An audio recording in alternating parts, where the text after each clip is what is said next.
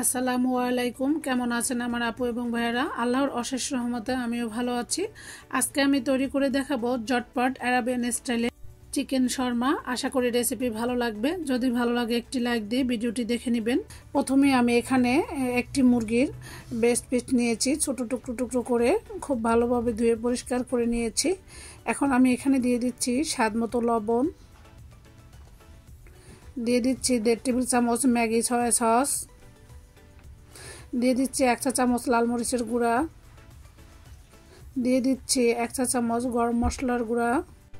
গরম মশলার গুঁড়ার এই রেসিপিটি আমার চ্যানেলে দেওয়া আছে, আমি ভিডিও লিঙ্ক ডেসক্রিপশন বক্সে দিয়ে রাখবো, চাইলে দেখে নিতে পারেন। এরপরে আমি দিয়ে দিচ্ছি 1 চা চামচ কালো গোলমরিচের গুঁড়া, চাইলে সাদা গোলমরিচের গুঁড়াও দিতে পারেন। দিয়ে দিচ্ছি 1/2 চা চামচ হলুদের গুঁড়া, দিয়ে দিব 2 চা চামচ লেবুর রস,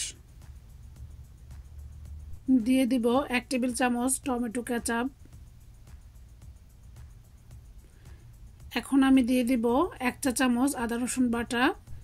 এখন আমি চিকেনগুলো মশলার সঙ্গে খুব ভালোভাবে হাত দিয়ে মাখিয়ে রেস্টে রাখবো 10 থেকে 20 মিনিট। এই তো দেখতে পাচ্ছেন মাখানো হয়ে গিয়েছে। এখন আমি রেস্টে রেখে এখানে একটি সস তৈরি করে নেব। প্রথমে আমি এর জন্য নিয়ে নিয়েছি ফুল ক্রিম, 1 টেবিল চামচ গুঁড়া দুধ, দিয়ে দিচ্ছি 1/2 চা চামচ চিনি। এরপরে আমি দিয়ে দিব 2 টেবিল চামচ টমেটো কেচাপ,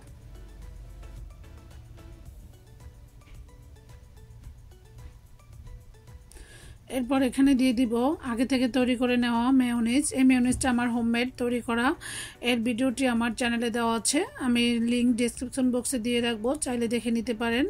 এরপর আমি সমস্ত উপকরণগুলো খুব ভালোভাবে মিক্স করে নিচ্ছি। এই তো আমার সসটা তৈরি হয়ে গিয়েছে। এখন আমি ওই যে আগে থেকে মেরিনেট করা যে মাংসগুলো ছিল সেগুলো 2 টেবিল চামচ সয়াবিন তেলের মধ্যে দিয়ে ঢাকনা দিয়ে ঢেকে 3 থেকে 4 মিনিট রান্না করেছি। এই তো ফিরে আসছি 3 থেকে 4 মিনিট পর। এখন আমি চিকেনগুলো উল্টে দিচ্ছি। তো আমার যে সমস্ত আপু ভাইরা আমাকে সুন্দর সুন্দর কমেন্ট করেন তাদেরকে অসংখ্য ধন্যবাদ, এবং যারা আমার চ্যানেলে একদমই নতুন এসেছেন অবশ্যই আমার চ্যানেলটি সাবস্ক্রাইব করে পাশেই থাকবেন। এখন আমি আবারও চিকেনগুলো উল্টে পাল্টে দিয়ে ঢাকনা দিয়ে ঢেকে আবারও 2 থেকে 3 মিনিট রান্না করব। চিকেনগুলো যেহেতু ম্যারিনেট করা একদমই সেদ্ধ হতে সময় লাগে না, তাই আমি 5 থেকে 7 মিনিটের মধ্যেই চিকেনগুলো উল্টে পাল্টে ভেজে নিয়েছি। একটু পোড়া পোড়া করে ভেজে নিতে হবে। এই তো যখন পোড়া পোড়া কালার হয়ে গিয়েছে ওই পর্যায়ে আমি চিকেনগুলো নামিয়ে ঠান্ডা হওয়ার পরে এভাবে ছোট ছোট টুকরো করে নিয়েছি।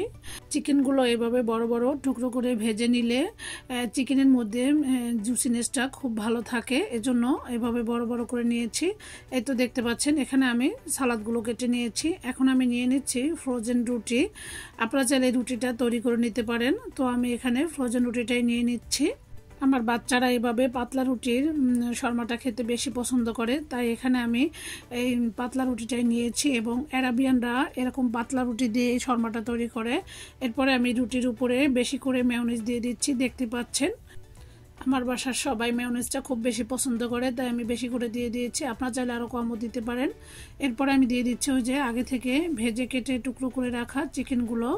এখানে চিকেনের পরিমাণটাও আপনারা কম বেশি বাড়িয়ে দিতে পারেন। সরি, এখানে একটি উপকরণ আমার ব্যবহার করতে একদমই ভুল হয়ে গিয়েছে, সেটা হচ্ছে আলুর চিপস। এখানে আলুর চিপসটা দিলে আরও বেশি ভালো লাগে। তো আরাবিয়ানরা এই শর্মাটা তৈরি করে অবশ্যই আলুর চিপস ব্যবহার করে। তো আমি ঠিক আরাবিয়ান স্টাইলে আজকে শর্মাটা তৈরি করে দেখাচ্ছি। এভাবে তৈরি করলে আমার বাচ্চারা খেতে খুব বেশি পছন্দ করে। আপনারা আপনাদের পছন্দ অনুযায়ী এখানে সালাদ ব্যবহার করতে পারেন, কে কেমন সালাদ খেতে চান। এখন আমি দিয়ে দিচ্ছি 2 টুকরো শসা, 2 টুকরো টমেটো স্লাইস করা, কিছু ধনিয়া পাতা কুচি এবং কিছু কাঁচামরিচ কুচি। এটা আমি আমার নিজের জন্য প্রথমে তৈরি করে নিচ্ছি, আমি এভাবে খেতে পছন্দ করি। আসলে এটা হচ্ছে আপনাদের ব্যক্তিগত পছন্দ, কে কতটা সালাদ কাঁচামরিচ ধনিয়া পাতা খেতে পছন্দ করেন ওইভাবে দিয়ে দিবেন।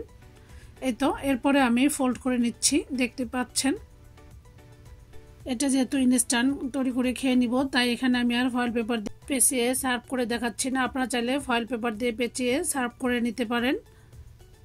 এরপর আমি আরেকটি শর্মা তৈরি করে নিচ্ছি। একটি রুটির মধ্যে আমি দিয়ে দিচ্ছি বেশি করে মেয়োনিজ। এই মেয়োনিজের সসটা আমার বাসার ছোটো বড় সবাই খুবই পছন্দ করে, তাই আমি পরিমাণটা একটু বেশি করে দিয়ে দিচ্ছি।